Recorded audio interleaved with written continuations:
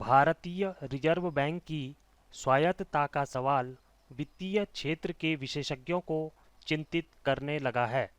गुरुवार को अंतर्राष्ट्रीय रेटिंग एजेंसी मूडीज की इकोनॉमिक रिसर्च विंग ने चेतावनी दी कि रिजर्व बैंक की स्वायत्तता से छेड़छाड़ भारत की आर्थिक संभावनाओं को प्रभावित कर सकती है। मूडीज की यह चेतावनी ऐसे समय आई है जब इंडियन फाइनेंशियल कोड में संशोधन की कवायद चर्चा में है। प्रस्तावित संशोधन के मुताबिक ब्याज दर तय करने के मामले में आरबीआई गवर्नर का एकाधिकार समाप्त कर दिया जाएगा।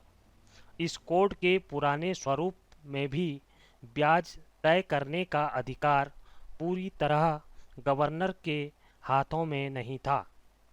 यह काम एक समिति को सौंप दिया गया था, लेकिन गवर्नर को वीटो पावर हासिल था।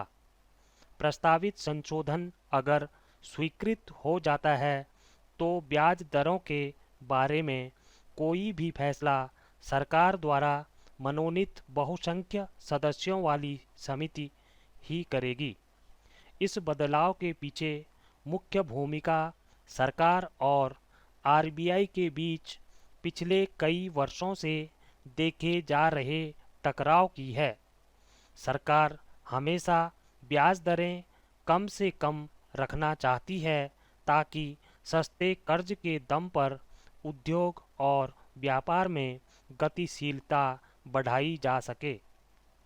लेकिन रिजर्व बैंक का रुख इस मामले में सावधानी बरतने का होता है ताकि बचत को बढ़ावा मिले और मुद्रास्फीति का स्तर कम से कम रखा जा सके।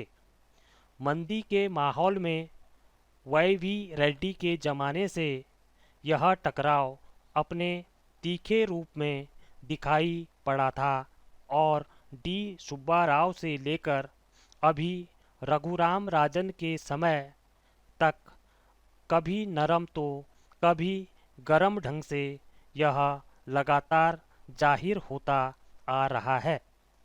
इसमें कुछ भी अस्वाभाविक इसलिए नहीं है क्योंकि सरकार और रिजर्व बैंक दोनों की जिम्मेदारियां अलग हैं। एक का जोर गतिशीलता पर होता है, दूसरे का स्थिरता पर।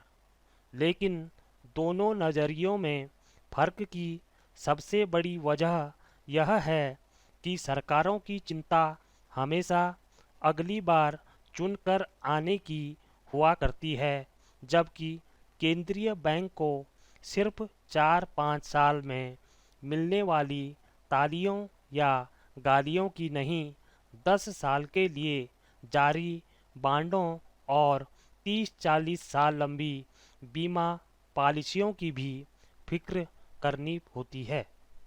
ऐसे में वित्त विशेषज्ञों की यह चिंता वाजिब है कि तेज विकास दर की ज़रूरत का दबाव कहीं भारतीय अर्थव्यवस्था की धुरी को ही न डगमगा दे।